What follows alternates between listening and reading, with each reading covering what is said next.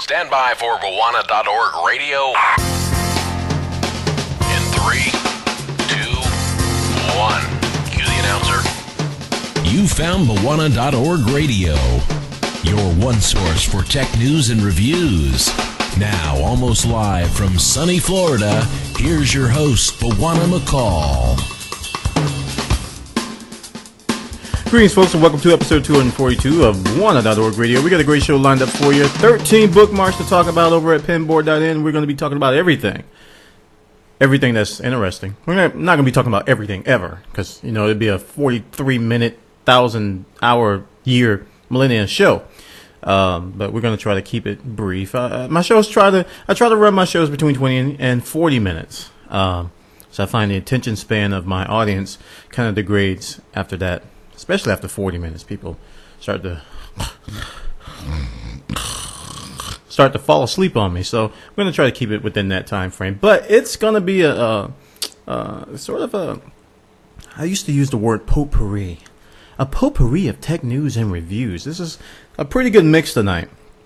We got everything from gaming, cell phones, even some Mac stuff. I haven't talked a lot about Mac stuff here on Bwana.org radio, but we're going to talk about some of those stories over here. I celebrated my birthday this past weekend. Got me a new camera, got me a new Creative Vado 3, and got me a controller that I'm not going to show, but had fun this weekend celebrating my birthday. Thank you, everybody, for the birthday wishes. I got a ton of messages on YouTube, on Twitter, on chat, and by Messenger, by Western Union, Telegraph, Carrier Pigeon. They were just coming from all over the place. So thank everybody for the birthday wishes. I did have a happy birthday, and I'm a happy older person. 1 year older, to be exact. We got a great show lined up for episode 242 of Bwana.org radio. It's time for Bwana.org radio's tech news for this week.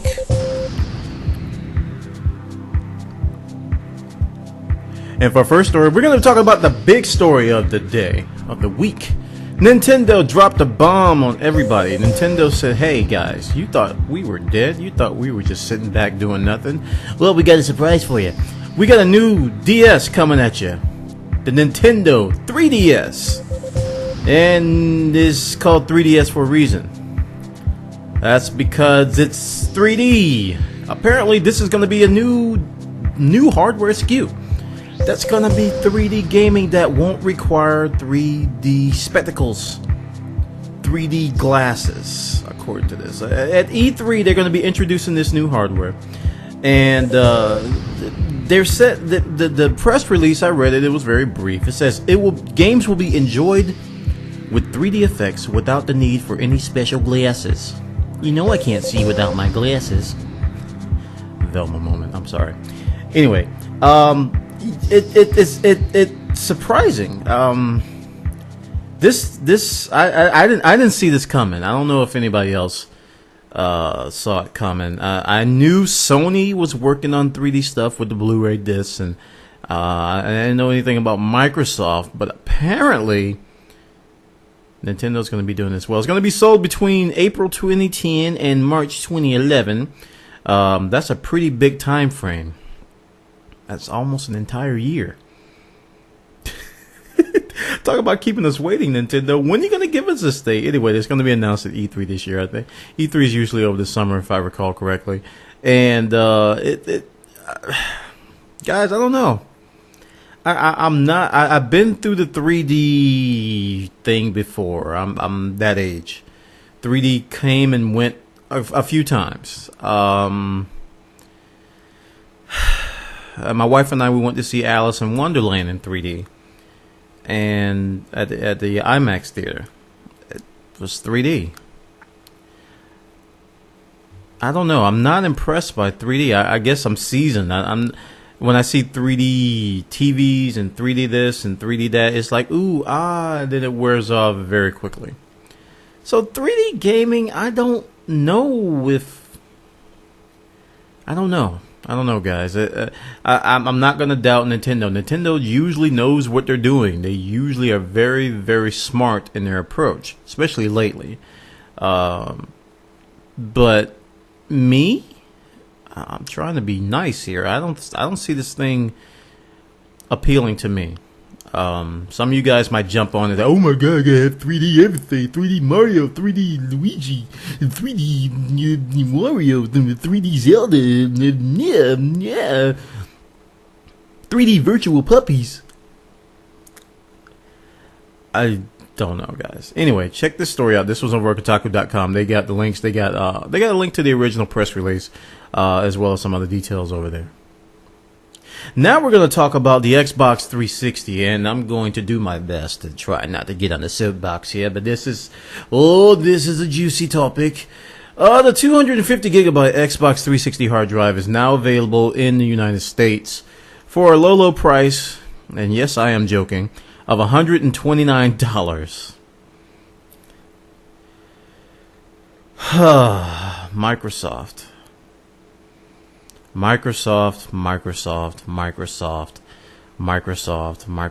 A 2.5 inch, 250 gigabyte hard drive. You're charging $129. Well, if you go up to newegg.com right now, and you look at a 2.5 inch SATA drive, 250 gigabytes, it's probably going to cost you about $50.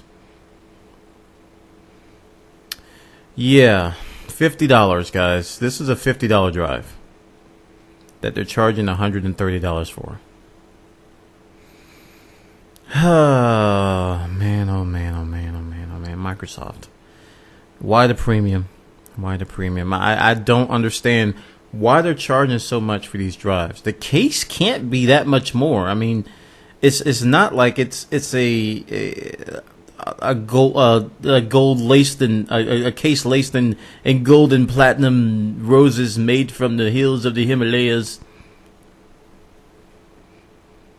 I don't know, man. It's so crazy. And I was talking about this on a couple shows ago. It's like I was happy that they were going to possibly introduce USB storage, because this is ridiculous. It's so overpriced. So overpriced. It's ridiculous. It's not even funny. And you know, this is one of the areas where the PS3 beats the 360 is storage expansion. I can go to Newegg and get a $50 drive and install it in my PS3 very, very, very easily. But with 360, this is their Achilles heel. These accessories, these overpriced things. Now, there's ways to get around this. There are ways to people can flash the drives, apparently, to get the 360 to think that it's an official Xbox 360 drive. But that's considered, in my world, a little bit hacking, That's almost on the same level as JTagging your 360. You're modifying hardware to get it to work and doing some stuff with the 360s that is not supposed to be done on the 360. It's not as bad as JTagging, but it's getting there. Anyway, you shouldn't have to do that. You should be able to go to a store, buy a hard drive, and install it on your 360 without trouble. This is a $130 fiasco, guys. I can't say that enough. It's really, really bad. Really, really bad when they can charge this much and people defend it.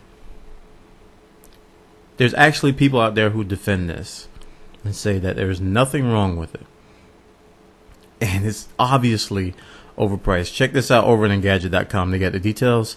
They got pictures and they got links so you can look at it. I wouldn't, man. I posted on Twitter the other day. Oh, did I post on there? I didn't. I'm planning to blog about it. That I'm not renewing my Xbox Live Gold membership. My yearly ends on April something, and I'm not going to renew it. I can't justify it anymore. Every gaming platform I play on does not require me to pay money except that one. And I can't justify it anymore. Microsoft is just bleeding me dry. Check it out, guys. Engadget.com has the details over there. Now we're going to shift gears a little bit to mobile gaming a little bit more. I talked about the DS in the beginning, and the DS is really, really a powerhouse in the mobile gaming industry. It's almost embarrassing how much it dominates the other, just the other companies out there. But a while ago, when the iPhone 3.0 SDK was announced, they were talking about all the things they put in to accelerate games. I was like, whoa, you guys need to look out for Apple. Apple's going to kind of slither their way into this gaming industry. And possibly, really knock somebody out of it. And that somebody, according to this article, could be Sony. This article states that Apple has taken a bite out of software sales of the DS and the PSP, but it really gutted the PSP. PSP share, according to this article, according to this study by Flurry, PSP share dropped by half. It dropped for almost a half, 20% to 11%. And the iPhone pretty much took almost all of that. And it took about 5% of the DS market share. That's pretty impressive for a new platform. And we really, if you think about it, the iPhone OS really didn't become a gaming platform until around 2008. Seriously.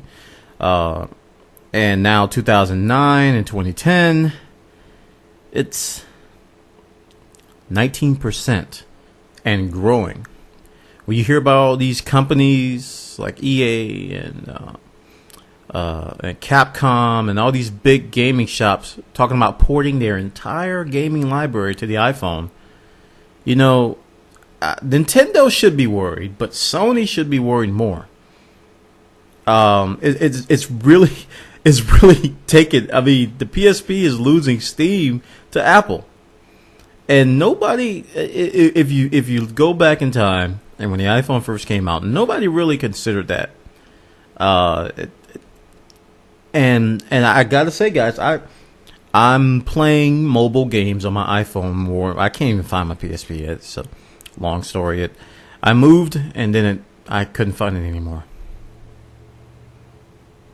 Yeah, I'm such a bad man.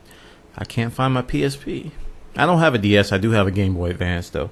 But I'm playing games on my iPhone more than anything. I recently got Final Fantasy 1 on the iPhone, and I'm very, very, very, very impressed with it. Very, very, very impressed with the Final Fantasy on the iPhone. I was like, wow, Square did a good job porting this over here, even with the touchscreen. But guys, this is kind of big. I don't know where this is going to go though. I can't predict if PSP is going to die completely. They've made a big jump with the PSP Go. There's rumors that there may be some new PSP coming out, possibly as early as E3. But Apple is making inroads and is killing PSP market share. Check this out. This is over on joystick.com. They got graphs, pretty pictures, links, and everything for you to peruse about this iPhone. Taking a bite out of DS and PSP software sales. Now let's talk about Verizon. Talked a little bit about the iPhone. Let's talk about Verizon. Verizon has announced that their Skype app will be available on March 25th. March 25th, you'll be able to use Skype on the Verizon network, but there's a catch. Holy catch. There's always a catch. The catch is that you'll have free Skype to Skype calling, but I don't see any mention of Skype to landline or Skype to mobile calls. Looks like they're going to nerf it. Yeah. Anyway, I got Skype on my iPhone. I don't use it that often, surprisingly. Even though it now works, supposedly it works over 3G now. I don't use it that often. I don't have minutes. That's one of the reasons I don't buy minutes on Skype. I typically call Skype to Skype. Everybody I talk to on my phone, they usually have a unlimited plan for certain people you talk to, or the times I talk to, we don't have to worry about minutes. So the whole notion of minutes hardly ever comes up. And we text a lot as well. I have unlimited text and for the people I contact. So if I were on Verizon, this wouldn't hurt me at all. But it is curious that they're limiting it to Skype calling. If that's the case, I may be missing something. Maybe they're going to allow you to call landlines and other cell phones via Skype. I don't know. But it's interesting to see that they're limiting it. But it may not be a big deal. That's the point I'm trying to make. Check it out, guys. That's over on phonescoop.com. They got the details over there. You're listening to Bawana.org Radio, a potpourri of tech news and reviews. Now, let's talk about iPhone development. Now, iPhone development has always been part of the reason why, and this is what analysts say, this is what experts say, this is part of the reason why the iPhone is so successful. Developers jumped on that SDK, and they really started to develop a lot of apps. Apple's really proud of 140,000 and some odd apps in the App Store. They really, they're embracing the developer community. And much like Steve Ballmer did, the developers. He did that because he knew that developers were very, very important. So this next article should really catch your attention, guys. Over 70% of the iPhone developers plan to write Android apps. Android apps. 70%. That's a huge chunk, guys. Now, we've been seeing articles, we've been seeing all kinds of stuff about how Android's picking up steam. I even talked about how the Nexus 1 was really a failure in terms of sales from different perspectives. But the Motorola Droid on Verizon really did well. Sold almost as much as sold more than the iPhone did at launch, and has really propelled the platform. And it's really interesting to see this because people really thought Palm would be the one to do this. People, analysts and experts really thought that Palm would be the one doing this, to really challenge Apple, where Android would be sitting in third. Now it seems that Android may be really challenging Apple. And this is an indicator of that. 70%. And last night I talked about the Justin.tv iPhone app. And a lot of people were like, a ton of people were like, are you going to write an Android version? And they were like, yes. And that sort of, supports this article. They're going to be writing an Android version of that app, along with 70% of iPhone developers. Big. I'm just talking about the headline. I mean, they got graphs in here, really analyzing which developers are going to be doing it now versus in 6 months. And that's where they get the 70% number here of developers writing apps for the iPhone are going to be writing apps for Android. Very, very interesting data here. Take it with a grain of salt. It may not be accurate. But we can safely say that Android is definitely picking up steam, and it is becoming a more and more enticing platform. The problem with Android with me is not necessarily that it's open, but the hardware is inconsistent. If you get a Droid, you may get a good phone in terms of what it does. I mean, a lot of people love the Droid. But if you get a Nexus 1, you may not like it. Or if you get a G1, you may not like it. The OS in itself is solid, but the hardware can really turn you off. That's the point I'm trying to make. That's one thing we're having a closed hardware system can benefit you. This is the same situation on desktops. Since Apple closes their hardware configurations and everything, they have more control of it, and they can control the experience more. Some people don't like that. Some people do. But if they have control over it, they can monitor and make it as good as it can be. But with these phones, you can get the G1 wasn't a great piece of hardware. the software was excellent, but the hardware was not. And that can turn people off of Android completely, which is really a platform. So this to me is a weakness of Android. This is, some people may say it's a strength because everybody has different likes and wants and things like that. But to me, it can really turn people off more than it can bring people on. Because they'll get a phone, the hardware may stink, it may break, and they'll say Android sucks. And you never get a second chance to make a first impression. That's cliche, but it's true. And, it may be a sexy phone that comes out like the Droid, and they'll say, I already tried Android. I'm not going to try it anymore. And you know how hard it is to get people to come back to that? So it could really hurt. So developers are one thing, but the hardware needs to improve dramatically. That's the point I'm making about Android, that they really need to improve on the hardware front. The first iterations were pretty, paltry compared to what we're used to. But the Nexus one is hoping to change that, and the Droid is definitely changing that. So check this article out over on electronista.com. They got the details over there. Now, let's talk about Palm a little bit. Palm. First off, let me talk about this first article. The Palm Pre Plus and the Pixie Plus have been confirmed. These are the GSM variants of the Palm Pre and Pixie. So if you're on AT&T or T-Mobile, you'll be happy to know that you have a GSM version of the phone. I don't see anything about unlocks yet, but this is an announcement from Palm and AT&T. They're going to be priced at $150 for the Palm Pre Plus and for $50 for the Pixie Plus. Of course, that's going to be with contract. So, yeah, good news, right? Palm's finally coming to GSM, but is it too late? Is it too late? I mean, Palm is in trouble, guys.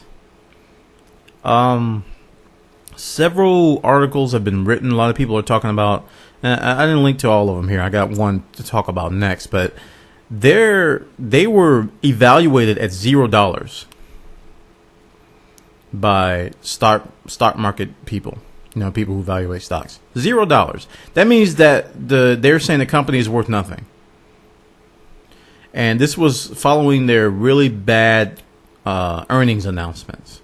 That Palms are always, they've been on the cusp of going under for a long time, which leads me to the next article, a great article written by ours. It says, R.I.P. Palm. It's over and here's why. And he details, it's John Stokes, he details why he's leaving Palm. And it's oh man, it's such a sad thing to see because I was rooting for WebOS. But I'm a realist, and I can see that they are not improving; they are declining, and this is not something that Palm needs to do. The AT&T may be a shot in the arm they need, but will it be too late? So he goes to say that the app catalog was one of the reasons why he's leaving. He said that the apps just never picked up, and that's I was just talking about how developers are so important to the success of a platform. This is one reason why. If you don't have any apps to use, then why get a phone? A smartphone, if you will. And a lot of people are like, well, I just want a phone to make calls. Well, don't get this phone. I'm not talking to you. I'm talking about people who want to use smartphones. They want apps. They want to do more things on their phone than just use it as a phone. Especially these days. You see the new iPhone commercials that are out. I take my iPhone with me everywhere. It does my taxes. It washes my car. It even goes under my car and washes the undercarriage. It goes on my engine and changes my oil. There's an app for that. Anyway, they said that the apps just never came, and I agree. They didn't. It's oh man. Compared to Android and Apple, they're getting killed in that area. Lost momentum. I remember when the 3GS first came out, right when the Palm Pre came out, and I was telling people, I was like, that's not a good idea. The 3GS had a huge hype, and people were like, oh, Palm's going to be better. Palm's going to be. I'm like, well, they should release it earlier or later than this. Don't release it around the same time. So they basically lost momentum to the 3GS launch. Big time. I try to tell people they lost a lot of momentum. Another thing. This one I can't speak to personally, but it's kind of funny when you say it out loud. The Pre's hardware is the Xbox 360 of smartphones in a bad way.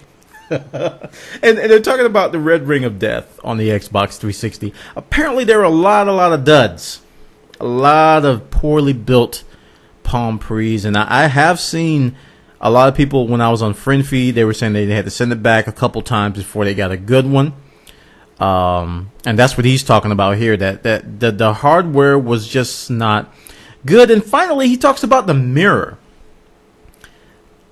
A lot of people didn't know this, but they put a mirror on the back of the phone so you can do your makeup, or you can check your teeth after dinner. He actually put that in here. He says you can check your teeth after dinner. It was a useless feature, and he claims that Palm may have been targeting women. So here's a lot of reasons, guys, a lot of reasons why he believes that Palm is dead, and this is why he left them. I'm not going to claim that they're dead, because I still am attracted to WebOS, because I think this is a great idea.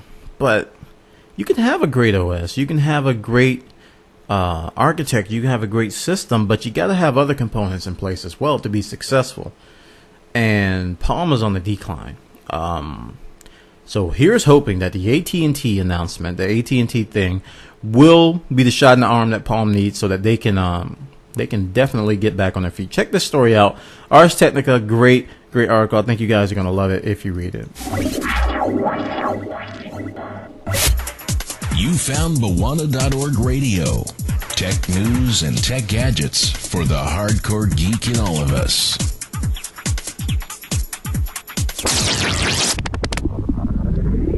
So, yeah, EA is going to be charging for demos.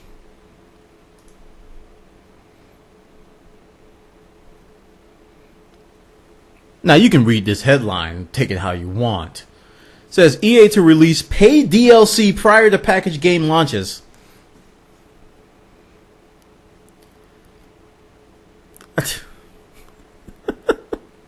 I don't even know why they even worded it like that. Essentially, here's what's going to happen.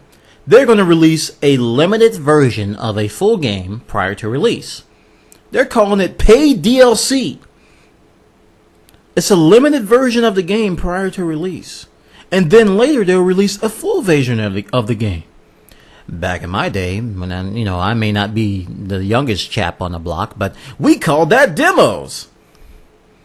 When they released a limited version of the game prior to the full release, we called that demos in my parts. It's going to be sold for $10 to $15 to Xbox Live and PlayStation Network, and essentially will be a very long game demo. They're trying to compare it to 1943. I don't consider 1943 to be a demo. I consider it to be a scaled down version of Battlefield. There's a big difference between a demo and a scaled down version of a game. To me, a demo is a demo. It's a preview of the game to come out. All right. And then the full game comes out, and the demos can be time limited. They can be one level. It's for you to make a decision on whether you want to buy the game or not. Now, to fork up money to make that decision is a slap in the face. It's a slap in the freaking face to say, you're going to pay us to evaluate this game before you pay for it again. Man, Bobby Kotick and EA must be having meetings together. And this is a quote. It says, the full-blown package of the game will follow shortly after the release of the PDLC, aka demo, bearing a full retail price. Mr. Earl believes that the release of the PDLC, aka demo, first limits the risk of completing and marketing the full package version and serves as a low-cost marketing tool. It's a demo. Whoosh, slapped in the face again. And they're insulting our intelligence by calling it paid DLC. How can you have DLC before the game even comes out? They're just redefining stuff. It's not DLC per se. It's actually a pre-DLC. DLC that actually comes before the game, so we call it PDLC. DLC that actually DLC, but it's not DLC. It's not the paid per se, but it's a preview. What we call it, used to call it. It's a long version of a demo. The paid DLC, but it's a pre-DLC that we actually want to pay for DLC.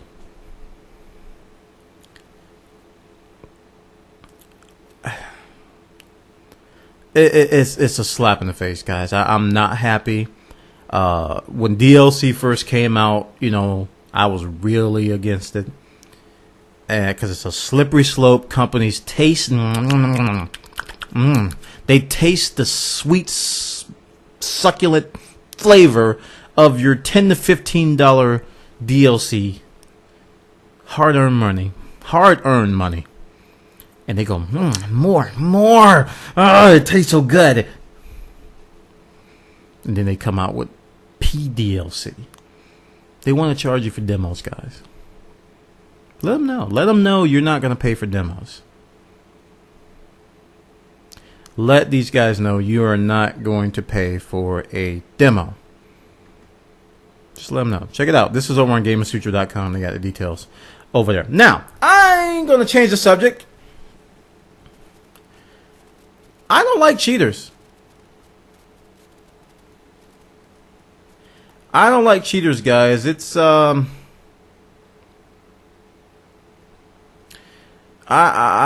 don't like people who cheat in video games. But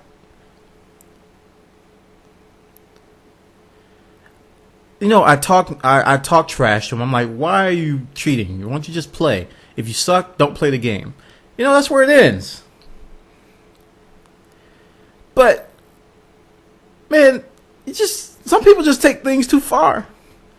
In China, these guys were in an internet cafe, and they caught a guy doing wall hacks. They got into a confrontation, and they proceeded to stab him in the brain with a rusty knife. Now, the good news is that the guy actually survived. He did survive. They performed surgery. They removed it. They're concerned about the rust on the knife possibly causing more complications than he's going to actually endure because of being stabbed in the brain. They stabbed him in the brain, in the cranial skull. They stabbed him because he was wall hacking in Counter-Strike. Just ban the guy, man. It's just contact an admin and ban him. You don't have to stab him. That's just wrong. This is a 12-inch knife. Look at this. And as you can see from the X-ray, it almost went through his head.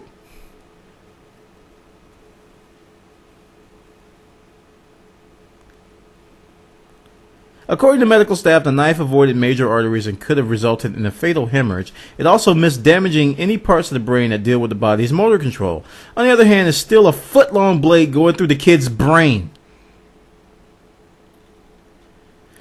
Guys, if you feel yourself raging that hard, take a deep breath. Put the knife down. Put the weapon down. It's just a game. Go outside. Look at the boys. Feed the ducks. Plant some freaking flowers. Come on, man. I'm not joking right now. This is just crazy. Absolutely crazy. Take a load off. Leave the game alone. Don't go trying to kill people because they're cheating. Cheaters never win. So don't give them. Man, I don't even know how to come up with advice on this. Just don't be stupid.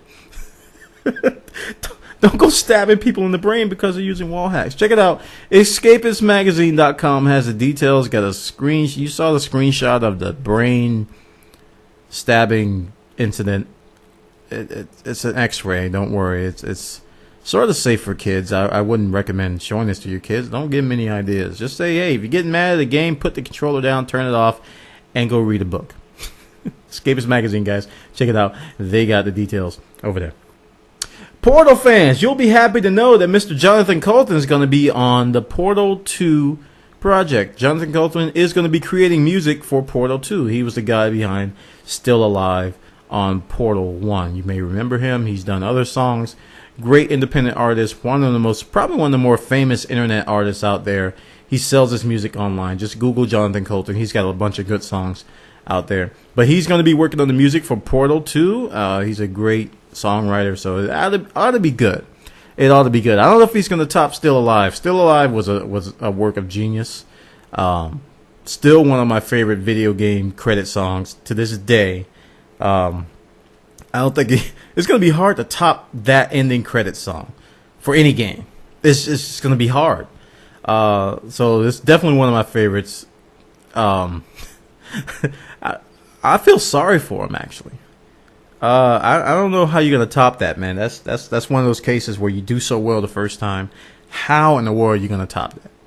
How in the world are you gonna top that? What's he gonna call it? Still alive, alive, still dead, dead, alive, dead or alive? I don't know. I'm not gonna give you any ideas, Jonathan. You're the genius, not me. Check it out. This one's over on ArsTechnica.com. They actually got a link to the. They got a YouTube video of the Portal song in case you've never heard it before. I don't know which rock you've been living under, but it's a very popular song. It's even in Rock Band and these video games that are out there today. Check it out. Ars Technica has the details over there, over there, over there. Infinite USB plug. Sounds silly, right? Well, it's actually true. This is an ingenious idea. An ingenious idea from a Chinese design student, Gonglu Jiang, which comes up with a new way of overcoming USB limitations. Now, as this thing gets bigger and longer, it's probably going to be a walking hazard. You don't want to trip over it. Like, what's that thing protruding out the back of your computer? Well, it's my infinite USB cord. I have 7,000 devices plugged into my USB daisy chain, and somehow the operating system is letting me do it.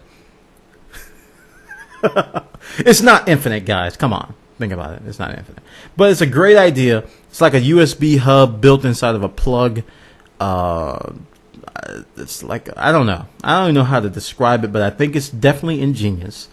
If you can come up with a way to modularize it to where it builds a block instead of a long rectangle, like you can, almost like a Lego USB cable.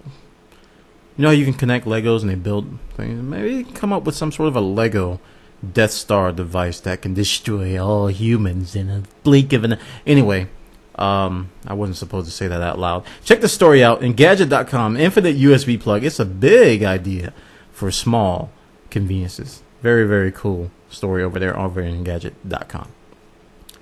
Now, let's talk about some Mac stuff. If you've used a Mac, and I still use a Mac. I have a Mac.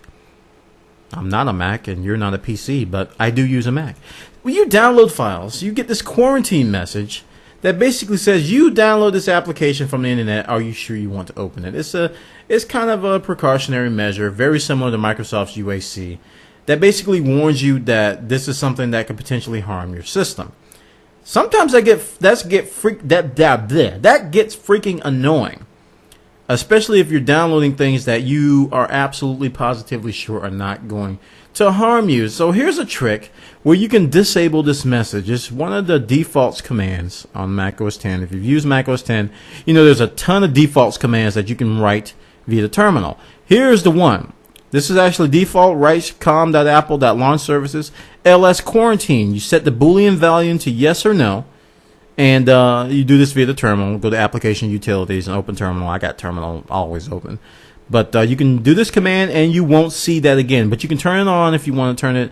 If you downloaded something or you're going to let somebody else borrow their computer, use a computer, you're concerned they might download something malicious. And, if you want that back on, you can turn it back on. But this is a cool way to turn it off. This is over on MacTripsandTips.com. It comes by way of MacOS10Hints.com. Disable quarantine messages when downloading files on Mac OS X. I thought that was a great tip. And finally, we're going to talk about some case mods on a Mac. Not very common. Someone has turned an iMac into a steampunk